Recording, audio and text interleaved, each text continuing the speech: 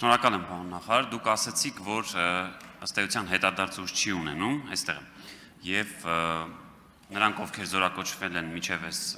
օրենքի ընդունումը, կշարունակեն 2 տարի այդ ծառայությունը։ Ես ուզում եի հարցնելից հնարավոր է իրանց մասով մի քիչ այդ արձակուրդները, որ տրվում է, այստեղ որևէ խրախուսական նորմ դնենք։ Սա առաջին հարցը եւ երկրորդ 18-ամյա ամսյա ծառայության դեպքում փաստացի քանի օր, եթե օրինակ կանոնադրական բաներով ծառայել է, ոչ մի խնդիր չունի, որքան օրա ինքը կարողանում նաև արձակուրդ գալ։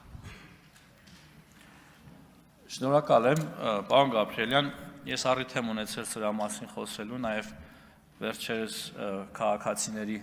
հարցադրումների շրջանակներում կառավարությունում հարց ու պատասխան եմ ունեցել, ուրեմն հետևյալն է, մենք համատեղ ընդունել ենք մի օրենքի նախագիծ, որը թույլ է տալիս ժամկետային զինծառայողների համար արձակուրդը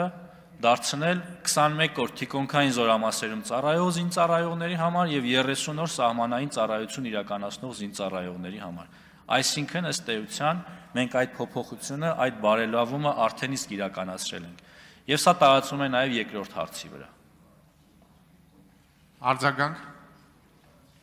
Շնորհակալ եմ շատ, պարոն նախարար, այսինքն տարի ու կեսվա ծառայության դեպքում դեռ 1 ամիս էլ, եթե սահմանային է ծառայում, ինքը ըստ էության այդ ժամկետում ունի արձակուրդ։ Այո, իհարկե 18-ամսյա ժամկետը ուժի մեջ մտնելուց հետո այստեղ փոփոխությունների կարիք կունենանք, որպեսզի հստակեցվի, նախորդ որոշումը ընդունված էր 2 տարվա ծառայության համար, այսինքն յուրաքանչյուր 6 ամիս ծառայության ընթացքում զինծառայողը կարող էր 7 եւ կամ 10 օր ունենալ արձակուրդ։